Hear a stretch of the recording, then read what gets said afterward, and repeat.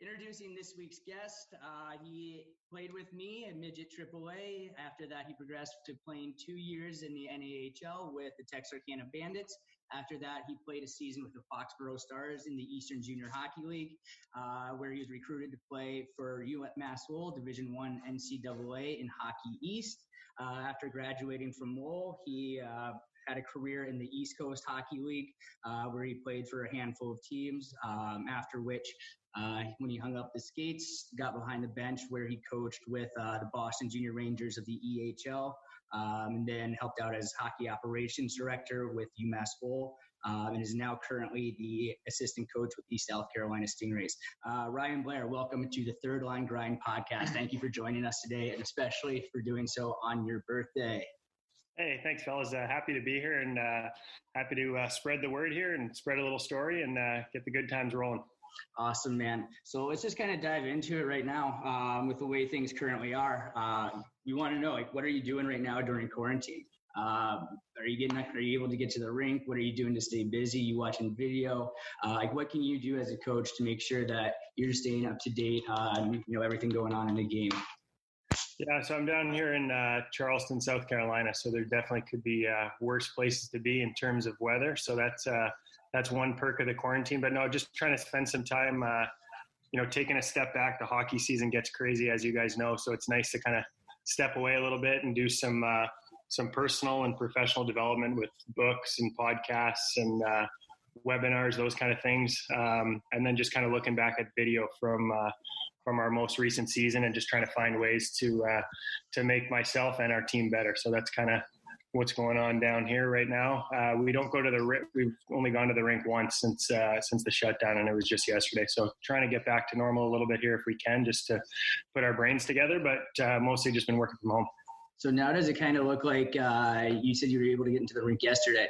Does it look like moving forward that's going to be something you're going to be able to do a little bit more regularly now as things loosen up? Yeah, for the next month or so, I'll be down here in Charleston and hopefully get into the rink more and more as the weeks go on. But right now, it's basically just it's a kind of a quiet time right now. We're trying to get a head start on some players for next year, so that's why we'll go in and kind of put our heads together and watch video on guys and that kind of stuff. But I'll be going up to Massachusetts for the summer months, so I'm heading up there at the end of May. I'll spend June, July, and August up there, catch up with friends and family, and work on the ice up there, and then back down to Charleston at the start of September. And then hopefully jump behind the bench with us for Chowder Cup if Chowder Cup's still going on. He's going to be hopping behind the bench to help us out up there for that. So hopefully, fingers crossed, they haven't canceled it yet. But I feel like that's an optimistic outlook to think that we're going to be able to be, doing stuff like that that soon. So, yeah. Ryan, hey Ryan, real quick, for some of the listeners that may not know, or some of the younger kids that listen, can you give us kind of a rundown on how the season ended, and is your season ended indefinitely? Are there any playoffs in the ECHL that are going to happen this year? Yeah, so for the ECHL, it's a little different than the NHL and the AHL. Our season was canceled indefinitely. I think it was March 14th. We played on the road in Orlando on the 11th, and that was when the first kind of NBA player came out with it, and it was pretty shortly after that our season was indefinitely canceled. Just with the way the league is set up and run, it's not sustainable to run without games, so we couldn't really suspend it. We had to cancel it, and fingers crossed that we can get things going and be on a normal routine going into next year. So how does that, having the season canceled early, how does that displace the players on your team? Have you had conversations with players that have had difficulties in some way or another, or how are some of the players getting by with the early cancellations of the season? Yeah, it's definitely tough on the players for sure. They're paid on a weekly basis in the ECHL, so it's definitely very early for them to be done, especially with the season that we were having this year. We were hoping to go on a really long and deep playoff run, which would just mean more money for the players as well. So there is an ECHL player relief fund that was put into place that's hopefully going to pay some good dividends to the players. But just trying to keep in touch with the guys as I can and touch base and make sure they're safe and healthy. But it's a tough time for the players. It's a tough time for everybody right now. So hopefully we can get through this soon. Yeah, I'm sure. It sounds like there's a lot of optimism though behind it.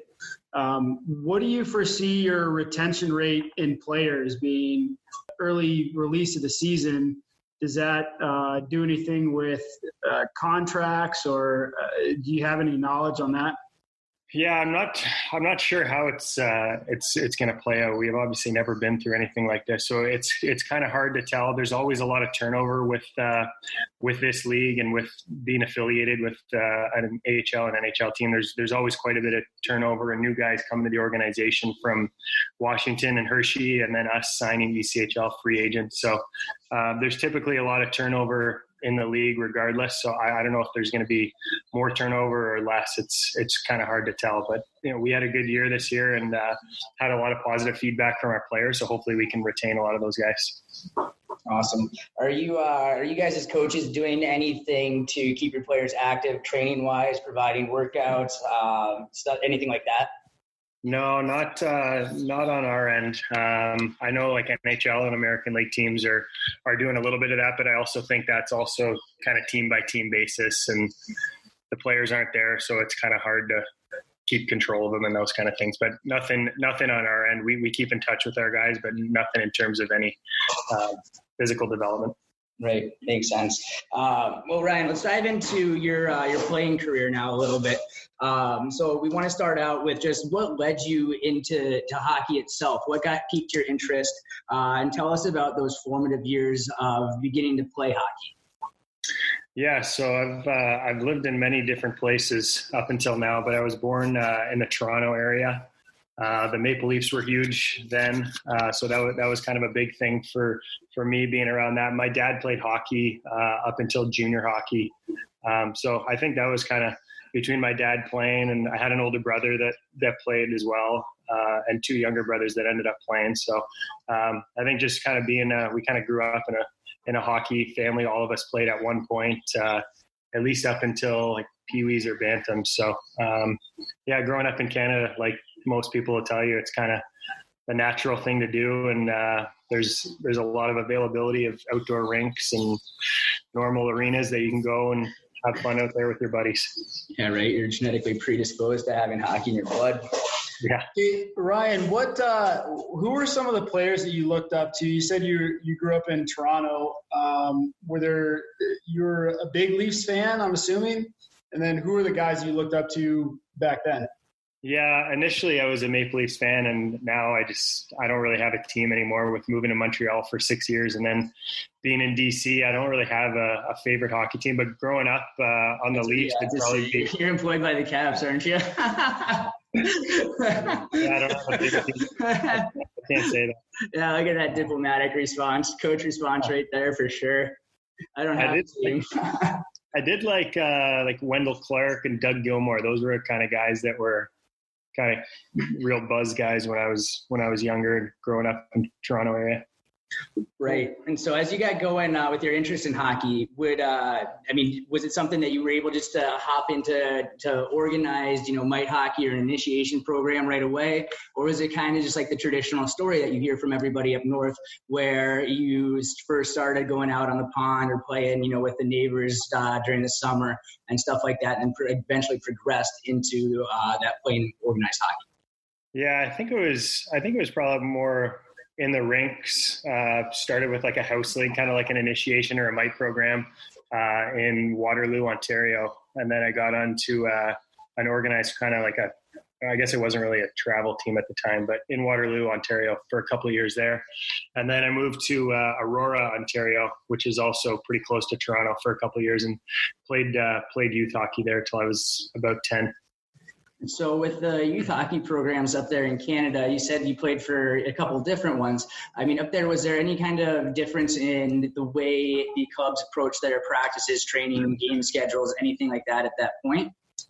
Yeah, not really that I can remember, but I know for sure it's a lot different now. And I think it's a lot different in many parts of the world in terms of development at much younger ages. But no, the reason I played on a few different teams was just because our family moved. It wasn't because I was like chasing a development model or anything like that.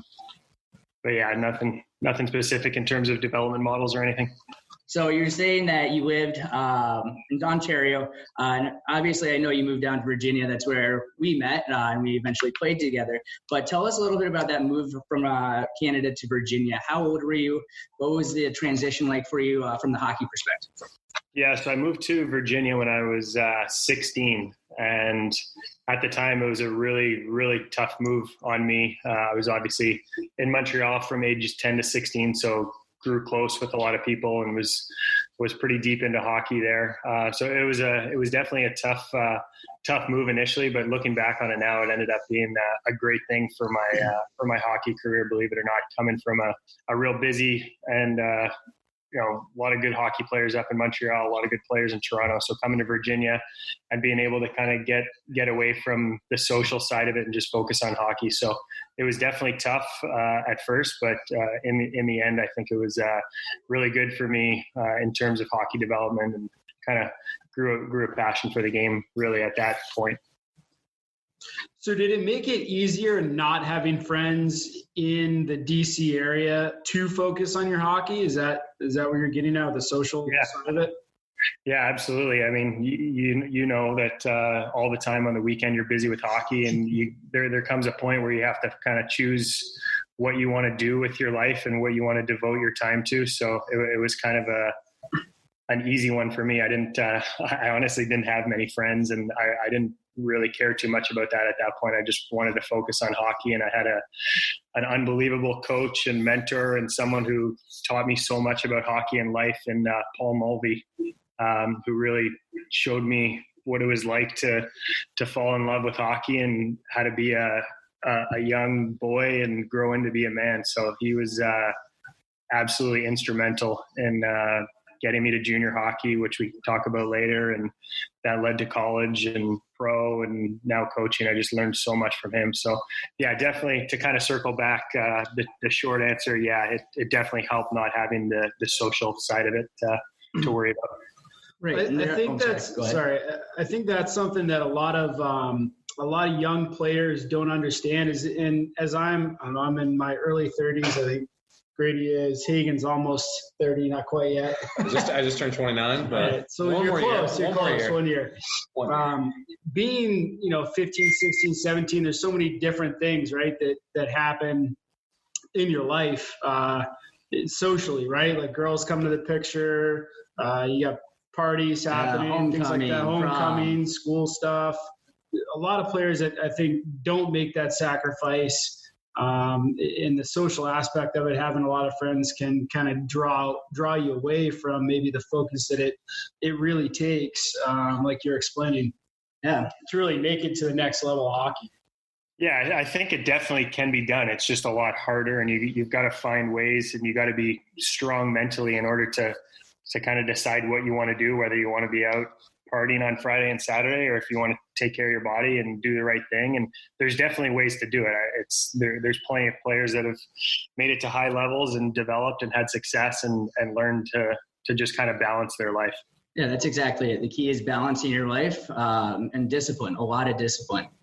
But I wanted to echo Chris's point, even going back to a memory of when I was playing with you. I remember it was senior year of high school, it would have been your senior year as well, but we were playing midget AAA for Paul Mulvey, and we had a weekend away in New Jersey during my homecoming. And obviously, I really wanted to go to homecoming because I'm a senior in high school. That's going to be a lot of fun. But at the same time, I knew for my hockey career, that was not the decision to make. I knew that I'm letting my teammates down, I'm letting my coach down. And that's who I can't be that guy as a player if I want to make it to that next level. So that's kind of, what we talk about to a lot of these kids is a sacrifice that they have to make. Do they really want to make it to the next level, or do they just kind of want it, but still want to have all those social aspects in their life without making any kind of sacrifices for it? So, yeah, absolutely. Yeah, and I've heard a lot of, not to kind of keep rolling away with this, but I've heard a lot of people talk about it's not really considered a sacrifice if you really love what you're doing either. So it's just part of what you're doing. So if you really do love hockey, then it's not so bad. If you're kind of on the fence and in between, then it seems like such a big sacrifice. Well, maybe it's not really the right thing for you. So I think that kind of helps develop your path and which kind of route you're going to go down. I think that's a good mental marker for players. That's pretty, I don't know if profound is the right word, but if it's like the old saying, if you really love what you do, you never work a day in your life.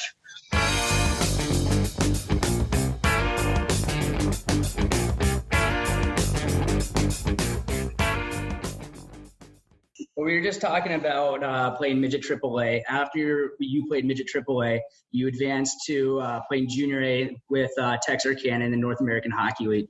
Tell us what the junior recruiting process was like for you. What team did you talk to teams in different leagues? How did you find a team that was the right fit for you? And just tell us a little bit about the scouting and recruiting process. Yeah, so I think it's a lot different now in terms of recruiting and scouting for all levels of junior hockey, whether it's tier 1, tier 2, tier 3. But Mr. Mulvey did everything kind of for me. He knew that there was a few guys on our team. I think it was the first year, and he knew I wanted to try and play at the highest level possible. So he reached out to Texarkana. I don't know if he had a connection there or not, but he reached out to Texarkana. Myself and another player went down there for 2 or 3 days and skated with the team and went to a game with them on the road. And I don't even know if you're allowed to do that now. No, you can. Really? Yeah, like AAA teams now, like U18 AAA teams, if an NA team wants a player, they can take a player for like a week and they can play a couple games and still not lose their eligibility and switch back. The Spartan, you were up in Boston, right?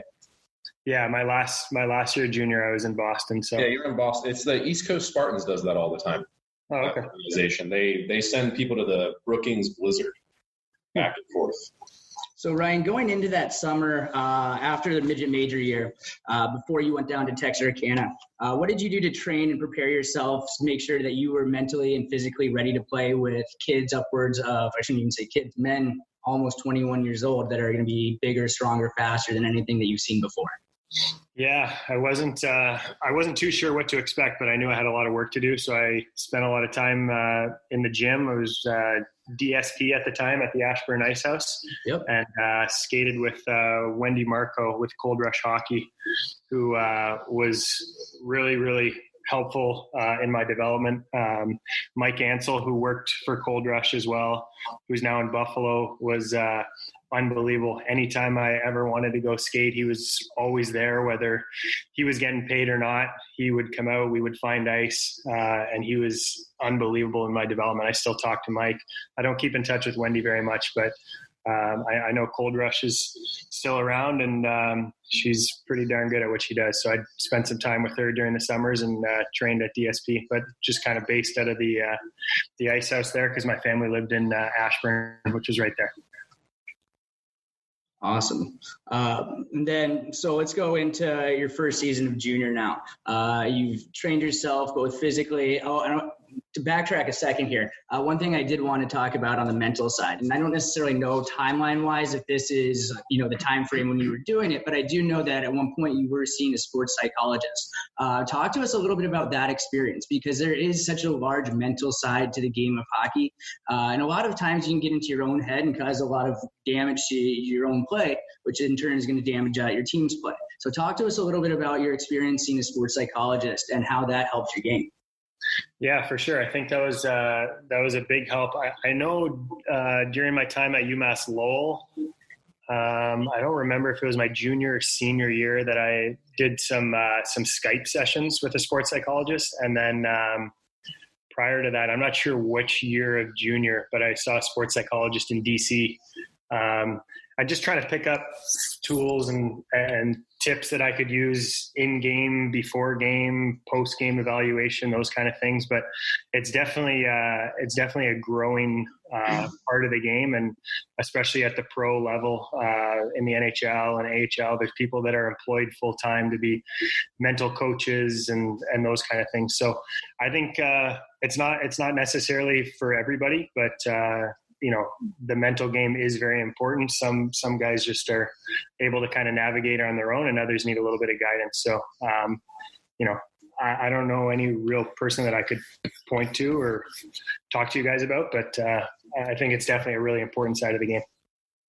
So what are some of the things, and it doesn't have to be specifically about yourself, but maybe you can share some overall themes or on the macro side of the mental toughness or sort of the psychological side. What are some different things that a sports psychologist might discuss with a player? I think it's just stuff kind of like I mentioned, like anything prior to going on the ice, during any type of practice or game, or any kind of post self-evaluation, just ways that you can help kind of calm your mind and keep your confidence at the highest level possible. As you guys know, confidence is such a big part of the game. And there's different people that can provide you with confidence, and some people are able to get it from themselves, from their coaches. Some people can't kind of find it from anybody, so they look towards a sports psychologist. So just kind of prior to practice, in game or in practice type stuff, and then post game kind of evaluation. I used to beat myself up over mistakes really bad. It would ruin a game potentially if a mistake happened in the first period. So most of my stuff was kind of in-game type stuff. And then even though I was kind of a bigger guy and a fluid skater, I wasn't very assertive or aggressive. So those were other things that I would talk to a sports psychologist about, just ways to kind of put myself out there more and be a little bit more confident. Well, I think with what going off what you just said there, with making a mistake in the beginning of the game and it kind of just you dwelling on it throughout the game. In my personal experience from the game, I think that's one of the biggest mental sides of it. I think a lot of players do that. I was one of those players as well. Like if I made a mistake in the beginning of the first period, I was thinking about it all game long. Oh, yeah. Even after the game, I was always thinking about it, and kind of mentally learning to just shut that off and just go out there the next shift and make it even better the following shift is kind of a big thing to work on. So I think that's definitely one of the most important mental sides of it. Yeah, and when you make mistakes early in a game, it's going to affect your decision making for the rest of the game as well. You're going to think twice before you make that pass. So it's going to take a second longer. So you're going to put yourself back in that position again to keep making mistakes. It's metaphorical quicksand where you just keep sinking deeper and deeper into it, and you can't get yourself out of it eventually because you've just dug yourself in too far. I mean, it kills your confidence too. Yep. You make that mistake, just like you said, you second guess yourself. Yep. That's where you're not confident anymore. And I mean, at least I always felt like I played better when I was confident. 100%. A confident player. I was trusted my instincts, trusted my decision, didn't hesitate. Yeah, that's good stuff. Yeah, Ryan, let's get back to your junior career here. So after your first season, going into the off season, was there looking back at it, were you like, wow, I need to adjust how I'm going to prepare myself because going into last season, I don't think I was ready for the pace of play? Or was it like, okay, I did the right things last year. I was able to, fit in right away, make an impact on the game. I'm going to continue with the same training cycle that I used going into my first year. Yeah, I try. I just usually stick with most of the same stuff throughout the summers. Just kind of my typical routine of skating and gym sessions. So nothing major that really changed or that I wanted to focus on from year to year with juniors. Even in college, it was more just try and continue to develop the best I can and be the most kind of well-rounded player that I could be.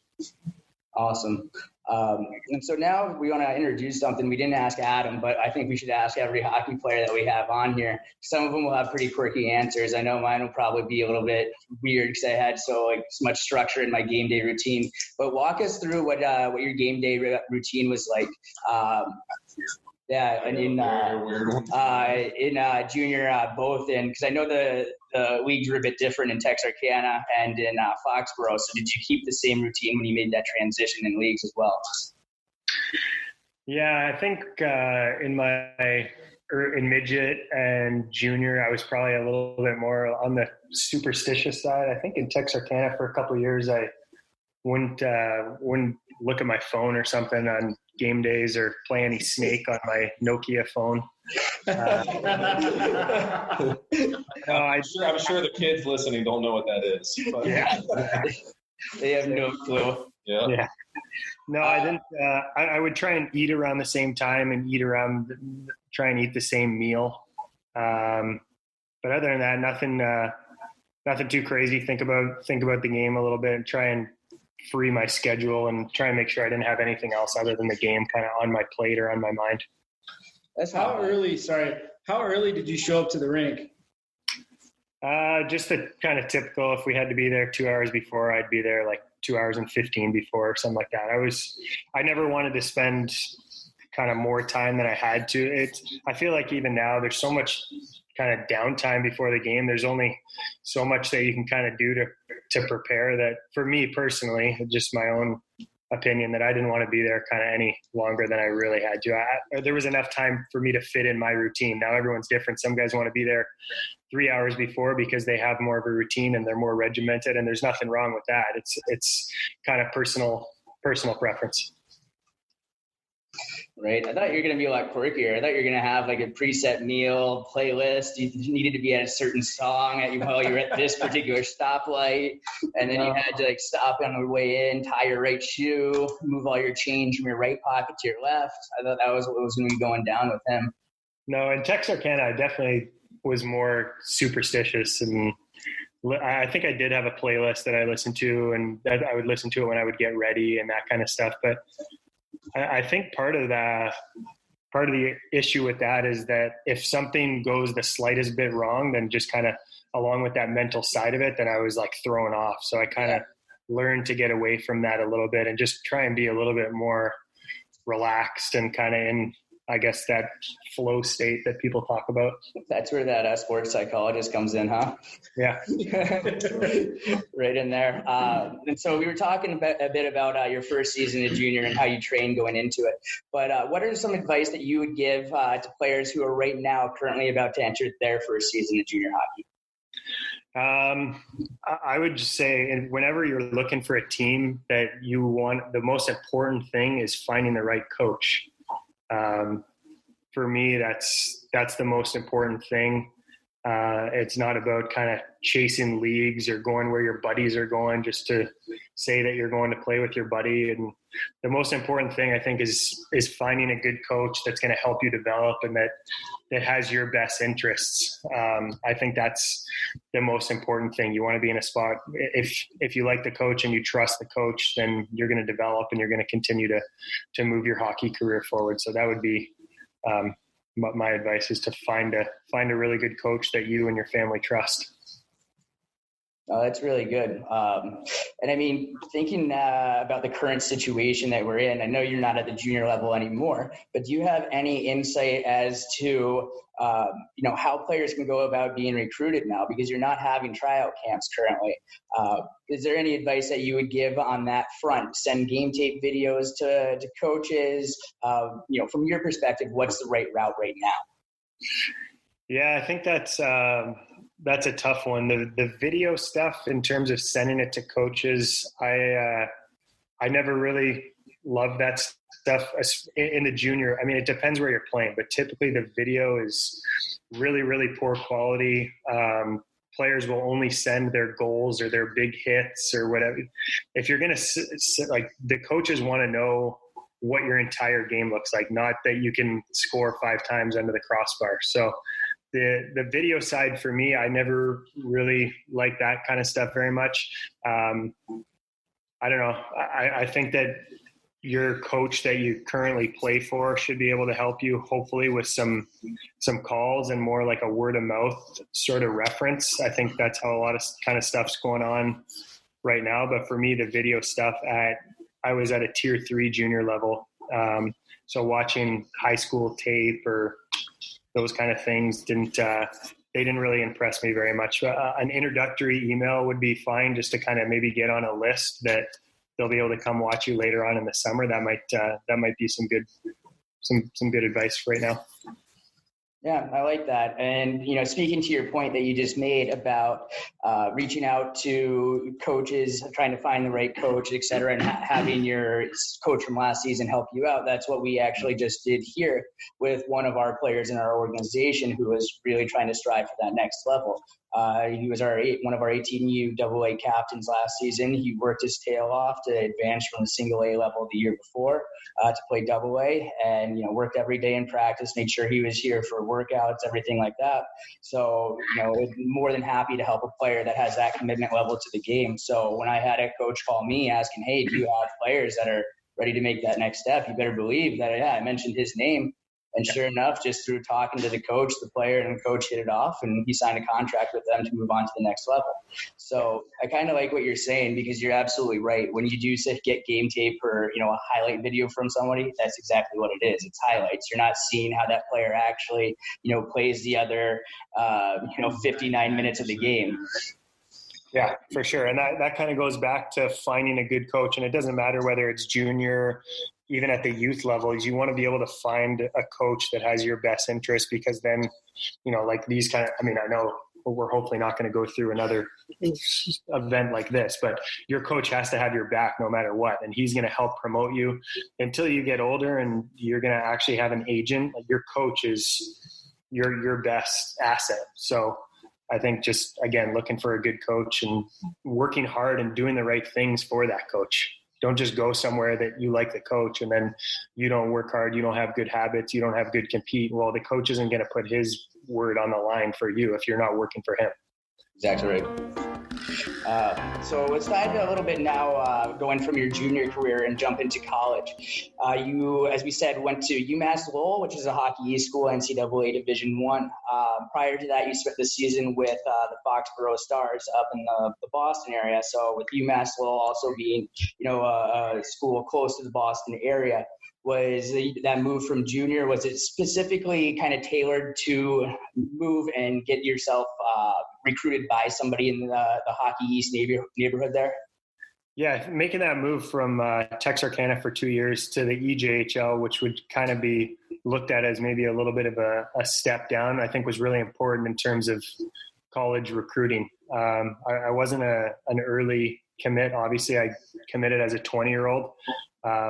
And I just felt like it was the best spot for me to go to get seen by schools, not just Hockey East, but there's a lot more college hockey up in the Northeast as opposed to being in Texarkana, where there's still opportunity to get seen. And, especially nowadays, if you're a good player, they're going to find you regardless of where you are. I think if I played another year in Texarkana, just because it was my age out year, I think I probably would have still been able to find something, but I just thought I'd give myself a better opportunity by being up in the Boston area. So. Well, I don't think you're not the only player that has done that either. Back when the EJ was around, I know plenty of NA guys that have played a year in the NA and then they choose their last year of juniors to go play the EJ for like Northern Cyclones or somebody, just because all the schools are there. Yeah, it's I think it definitely was a smart decision for sure. Yeah, it gives you much more exposure. But I think, with going off of what you said too, if you're truly good enough, no matter where you are, somebody will find you. Yeah. If you truly are good enough and have the talent, somebody will find you. Yeah, absolutely. Now, as you end your junior career and you're looking or you're talking to different colleges, what made you focus on Lowell or kind of narrow down your list and then solely choose Lowell? Was there an academic, was it the hockey program? What was it that really attracted you to their school? I think it was just the fit for me personally. That was the most important thing. I wouldn't say I was an academic all-star by any means. So I wasn't necessarily the academic programs that they offered or anything like that. It's still a very good education and a good experience school-wise, but it was more the fit of the hockey program. And I had a decent feeling that I'd give myself a shot to be able to play as a freshman.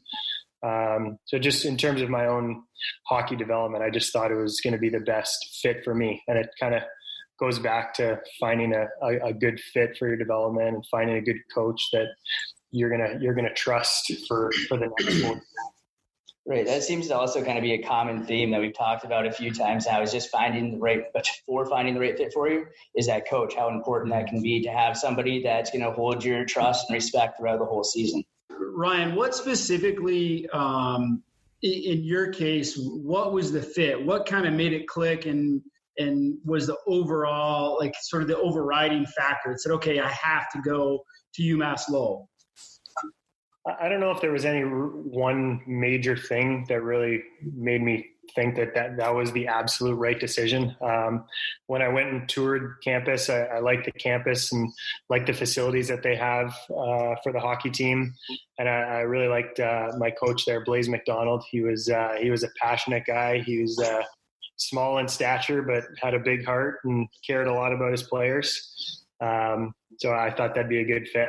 Ryan, with college hockey being a major goal amongst most youth hockey players in North America, I know like locally, or not just locally, but nationwide across the states, when you talk to hockey players, they all talk about wanting to play D1 NCAA hockey and then advancing to the pros.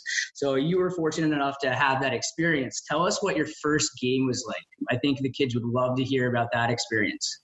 My first college hockey game was at UMass Amherst, which they call ZooMass, I think. Or maybe they only no, they just call it the zoo, man. The zoo. That's the zoo.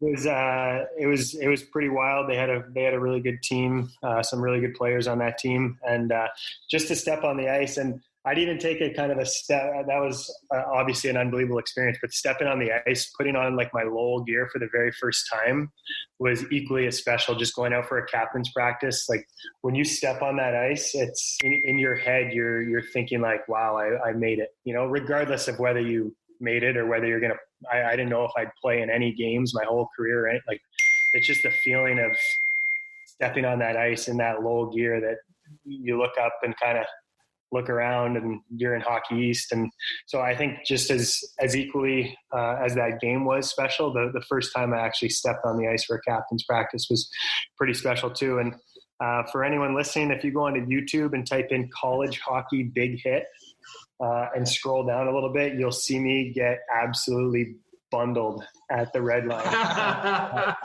In my first college game. I don't know how I snuck out there in overtime somehow. I took overtime. I was trying to lead you into that somehow, some way, bringing that up to bring up the YouTube clip. But yeah, I mean, you get that puck behind the net, and he comes out of the zone with speed, and oh man, does it not end well for you? We've all been there before. We're just not YouTube stars. Oh yeah, exactly. But talking a little bit more about college hockey and playing in Hockey East, obviously that's a very iconic conference amongst Division I NCAA schools. So were there any moments that you were just found yourself awestruck where you're like, oh my God, like Jerry York is on that bench over there. Jack Parker is coaching VU. This is wild. Yeah, for sure. I mean, it's an unbelievable league. It's stacked with really, really, really high-end players. Plenty of players that leave early and go on and play in the NHL or play there 4 years and go to the NHL. So yeah, I was fortunate to play in Hockey East and play against some unbelievable players. Plenty of awesome rinks in Hockey East. A really kind of awestruck moment would be my freshman year when we went up to the University of Maine. Anyone that's been to a game there knows that it's absolutely wild. So that was a really cool experience my freshman year, going up to Maine for 2 games at the end of the year. The fans there are absolutely diehard, and the student section is insane. So it was a really fun experience for me. Awesome. And so you played 4 years at Lowell, and then after Lowell, you were going to pursue your career as a professional hockey player. I know at one point, you believe you were injured, but you were an invite to Ottawa Senators development camp. How did that come about? And tell us a little bit about what the experience was like just being in a professional organization, kind of going through their day-to-day life. Yeah, I went to the Ottawa Senators development camp and was very lucky and fortunate to be there. Got a free agent type invite from the agent I was working with at the time. But I was hurt. I can't remember if it was my sophomore or junior season at Lowell. When they take the ice out, we usually play ball hockey to just kind of get a workout and stuff. And I wasn't being very smart and put on goalie pads, and I tore my meniscus. Playing goalie. So that was unfortunate, but I still wanted to go and get the experience of being at an NHL development camp. It was the only one that I got to go to. So I'm so glad that I did take advantage of the opportunity that they gave me to go. And I did some treatment while I was there. Their physios took great care of me. But it was just cool to be around some really, really good hockey players and a really good organization, and just be a part of an NHL development camp is a cool experience. So it was unfortunate that I was injured, but it was still a good experience to go. Right. That's going to be an amazing experience. That's real cool. Were there any, so for household, kids that would know any players nowadays, were there any big names at that camp that you were at? Robin Lehner, the goalie. Robin Lehner was there. Oh, yeah. Mark Stone, who's now in Vegas, was there. Chris Weidman, a defenseman, was there. Yep. I can't think of any other, but obviously all quality, high-end hockey players, and cool to be a part of. That was kind of a, talking about awestruck moments. It was pretty crazy to be, you're obviously far, far, far from the NHL, at least in my point of view. I was. It was just cool to kind of be around that, and it kind of gave you some aspirations of what maybe could be if everything kind of worked out perfectly or whatever, So it was cool to be a part of. Right. I bet that kind of gives you a shot in the arm too. The season can be really long and grueling, and then those development camps come around in the summer. But having such a cool experience, I'm sure it can refocus you on your goal and make you think, okay, I got a little taste of it. I want more. So now you can really set your sights on it and dangle that, carrot in front of your nose. It was a great experience overall, and kind of gave you, some ideas of what it takes to get to that possible next level. So now after, you went to Senators Development Camp, you finished your career at UMass Lowell. Now you're looking for a professional career. You end up signing with Cincinnati of the East Coast League first, right? Yep. Excellent. And so the East Coast League, if anybody's ever listened to the Spit and Chicklets, which I know a ton of our kids always do, they're always coming up and asking us if we're listening to it. And obviously we're big fans as well. But they always like to talk to guys that have played in the East Coast about crazy stories that they might have experienced, just minor league hockey at its best. From your time in the Coast, do you have a story like that was just like, wow, yeah, this is minor league hockey at its finest? Yeah, I don't know how. I'll leave out some of the details, but I'll leave out the years and the teams and the names of guys I was with. But I was enjoying myself in New York City with some teammates, and was heading out of the city around 1:00, I think, in the morning. Had a few too many waters, maybe, and getting hydrated because we were playing the next night. So we were being real professional and smart about things, and went to the train station, and we missed the last train back to where we were playing. So I'm taking you weren't playing in New York City itself, which is where you were. Correct. Okay. We missed the last train, and the taxi was going to cost over $200 to get back to where we were going. Oh, wow. So playing in the East Coast Hockey League, and I didn't have a big fat wallet. So I decided that it would be best for me and my teammates to sleep in the train station. So we slept in the train station in New York City, took the first train back in the morning to where we were playing, got in before the team breakfast, had breakfast, and had to go straight to the rink for pregame skate. And then we played that night, and I think I ended up scoring one of my only pro goals that night with my dad and my brother in attendance. So you slept in a train station every night before a game? Yeah, exactly. I remember when Ryan was playing for Reading, I went up to visit him one night. They had a game, so I was going to hang out, watch their game, crash at his place because his roommate wasn't there. So I think Comrie was with me as well. But we went up, we watched his game, and afterwards we go back to his place. And the team sets up housing for everybody, so they had their own apartments, and the booster club will provide them with a lot of different stuff that they need, like kitchen supplies, etc. So Ryan had just kind of moved into this place, so he wasn't that familiar with it. But he, on the way back to his apartment, we stopped at the grocery store and got some frozen foods to make when we got back. We get back and turn on the oven and start preheating it. We come back downstairs and the oven's on fire. And we're like, "Oh man, what's going on here?" So we open it up, and sure enough, the booster club had left them a George Foreman oven, a grill that was still in the oven, but we had no idea. We just had it on preheat, and the thing was just melted to crap. Somebody had to grab it and just toss it out the back door into the snow, and that took care of the issue. But that was not necessarily a minor league hockey story, but one of mine with Ryan. That's an experience. Yeah. That's definitely an experience. Yeah, but Ryan, let's dive in real quickly. We've talked a lot about your playing career, but let's jump into your coaching career now. So obviously you're a very successful player. You did bounce around the coast, and let me jump back to that for a second. If we're looking at your hockey DB page here, but you played for, 5 different clubs. So obviously there was a trade or two in there. Just tell us a little bit about what it's like to be traded. What kind of goes through your mind? Are you kind of bummed out? Are you excited because it's a new opportunity?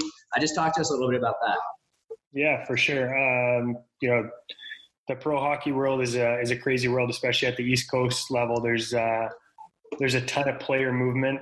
So my first year, I was fortunate to be in Cincinnati, which is a great city, a great team, coached by Jared Scaldi at the time. And when I got traded from there, it was a real shot to myself, and I wasn't sure how to handle it or what to do. But just coming from 4 years of college, you're with the same guys, and you're part of a culture and that kind of stuff, and you want to start that and be involved in that as quickly as you can with your new team. So for me, it takes me a while to kind of warm up and get used to things. So I was just kind of getting that way in Cincinnati. I was there for maybe a month or a month and a half or so, and I got moved to Toledo. And just that first time being traded was tough, and it's kind of makes you think and makes you wonder if pro hockey's everything that you want. And it was a real challenge, but I decided I wanted to keep playing, so I went to Toledo. Another great city, great fans, great rink there. I was there for a couple months, and then I got moved again. I was just kind of that guy that was easy to move, kind of like a 6, 7, 8 defenseman in the league at the time. So I got moved from Toledo to Reading and spent a couple months in Reading. And then same thing, when playoff rosters come around, you've got to trim down your roster to a certain number, and they wanted to make room for a couple potential American League guys coming down. So just again, being that kind of 6, 7, 8 guy, I got bounced again and kind of sent home early, basically. So it was a really tough first year pro, just in terms of that kind of adversity, but it made me stronger. It made me find a new passion and decide that I wanted to continue to play and kind of take my game to a new level. And that summer I was contacted by a player that I played with in Cincinnati, who is now the assistant coach in Orlando. And it was going to be a new team. They were coming out of hibernation, they called it. They had a team, I think it was the old ECHL.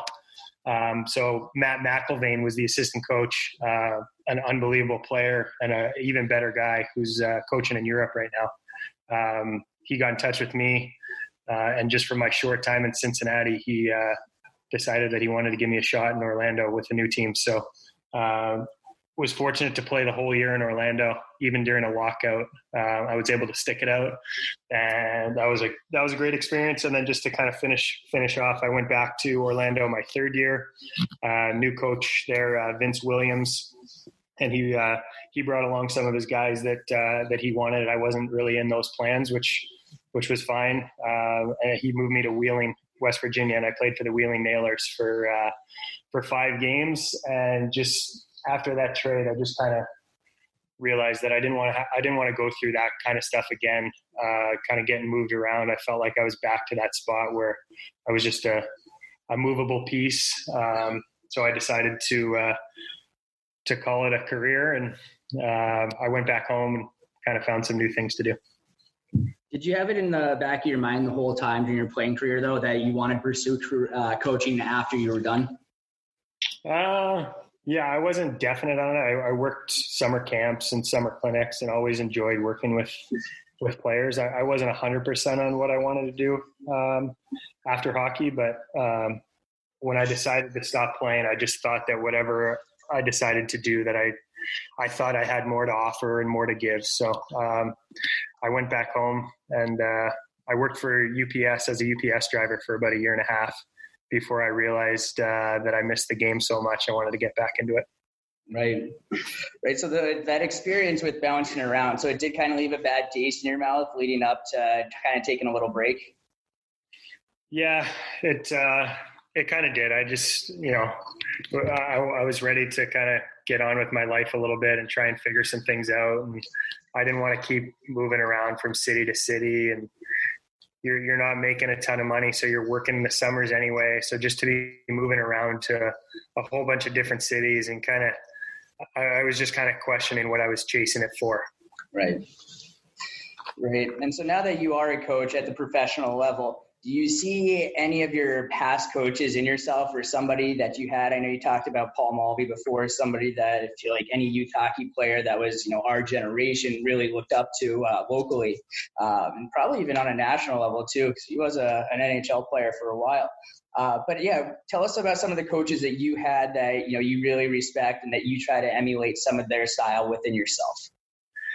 Yeah, for sure. Mr. Mulvey, he was an unbelievable guy. He was tough, but he was compassionate at the same time. But other than that, I don't think there's one that really stands out as one that I really kind of emulate to a T. I think I've learned things from good things and bad things from kind of all the coaches that I've been around, and stuff that I liked and stuff that I would do differently and that I guess I do differently now. So I think that's really important for even for players, younger players that are playing now.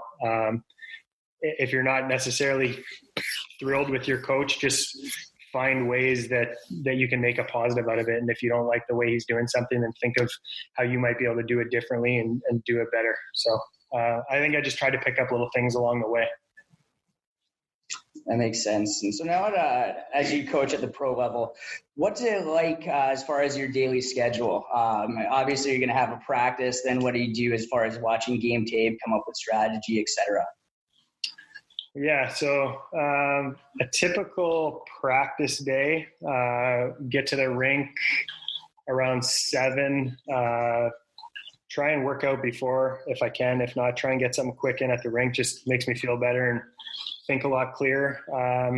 From 7 to 9 in the morning, it's usually kind of video work, talking with the head coach here, just roster management, strategy, those kind of things. And then around 9, we have our players there by 9 on a practice day.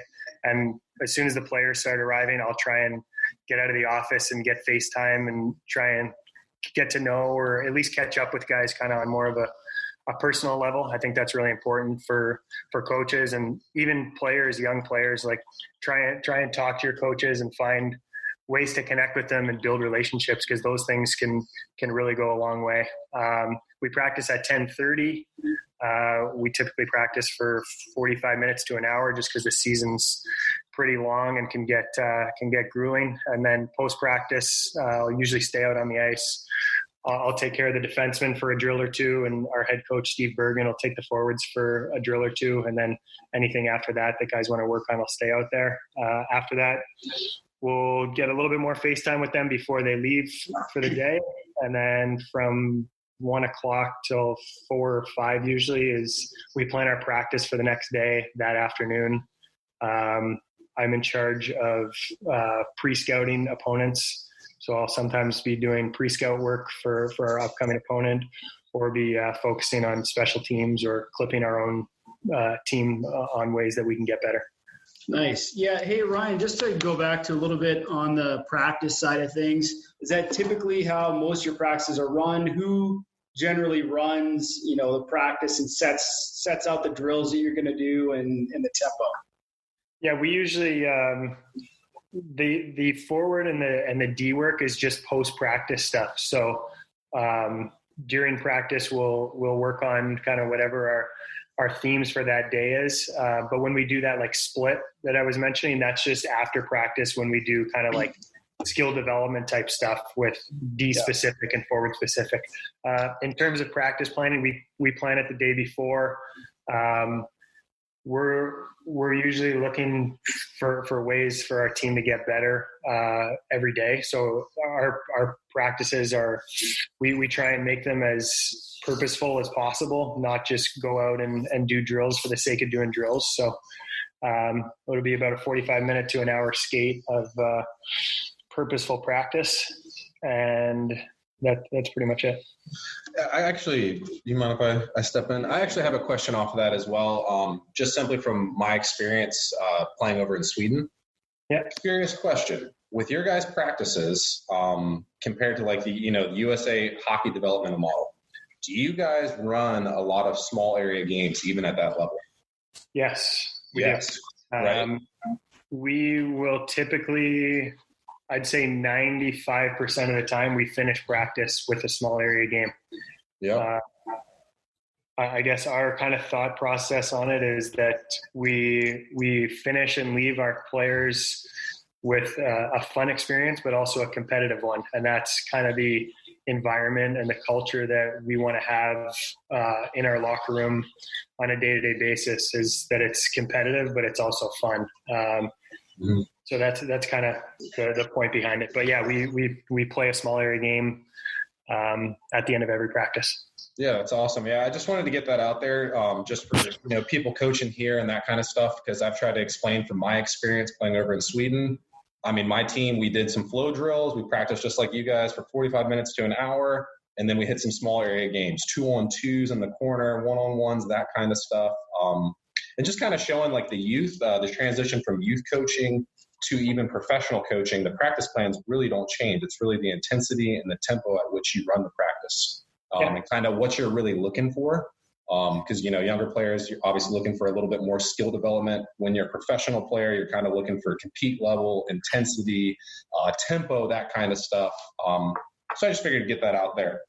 Yeah, for sure. I think too, if there's any youth coaches that do listen, I think a good way to do things too is you can't hurt to run a small area game to get started with practice too, just because the players, again, it's competitive, it's fun.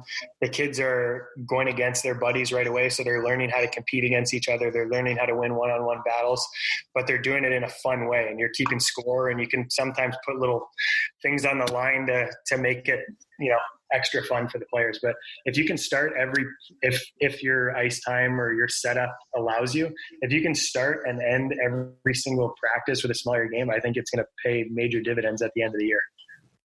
Oh, that's some really good insight for both coaches and for youth players alike. I think it's important that the youth players note that he said that they do a lot of the exact same things that pros do, the paid professionals do. So yeah, a lot of times when we're running skill sessions as well, that's something that Ryan also mentioned that they run for their practices. We get a lot of, pushback. I don't want to say pushback, but you do get some of the kids with eye rolls like, oh, I only want to do the competitive fun 1-on-1, 2-on-2 drills. I don't necessarily want to try to hone my skills because it's not as necessarily as glamorous or as fun as trying to toe drag somebody out of the corner.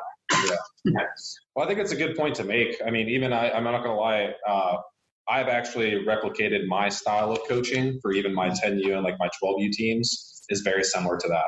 From me playing in Sweden, I always start the kids off with a small area game, get them moving, let them have some fun, do some skill development, maybe some flow, and then we always end with a small area game as well. We actually, one of the games my 10U team loved the most is a 2v2 Swedish slot drill, which was a game that my coach over there, we did it almost every practice. We would always do it. Obviously at a different pace and a little bit less space because everyone's like over 6 foot, but it's definitely a good translation to kind of get the kids and the coaches around the area to understand, like, hey, the plan really doesn't change too much for what you're looking for as you advance through the levels. You're still going to do certain things that maybe even a 10U team might still do, just at a different pace. So I thought that was a good.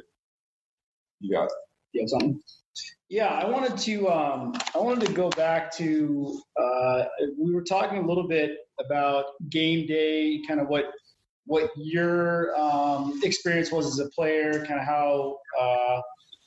how the players that play for you now, what their day is like, or I guess what their experience is like with you as a coach when they have questions. So like we had, as youth coaches, players ask questions a lot, right? And in practice, I feel like it's a lot easier to answer them. Say you're on a game day or you're in a game or a player wants a shot at doing something.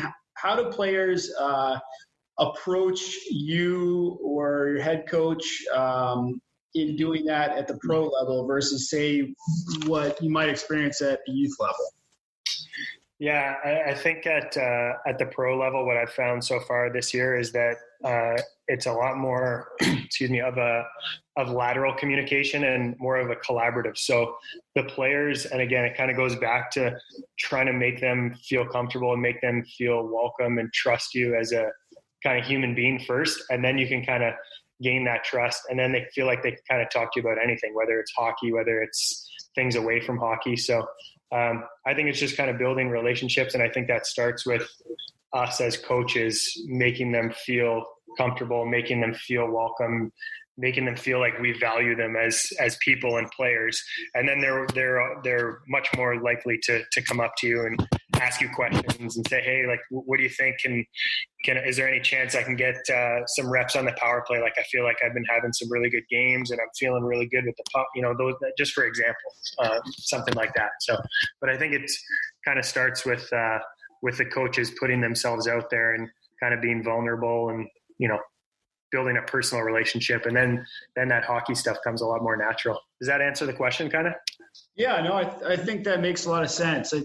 I know there's a lot of, in my own experience, a lot of players will ask me, well, can I be on the power play, or why do I only play on the PK, or things like that, right? And sometimes you get asked those questions like in the middle of the game, and you're totally thinking, why are you asking me this right now? Well, for sure. And I think that's where, like, these guys, obviously they're pros now. So they're, they know the difference. They're old enough, most of them probably, to know the time and place, right? So I think the time and place is probably the biggest difference maybe in that. Probably the question is probably not much different.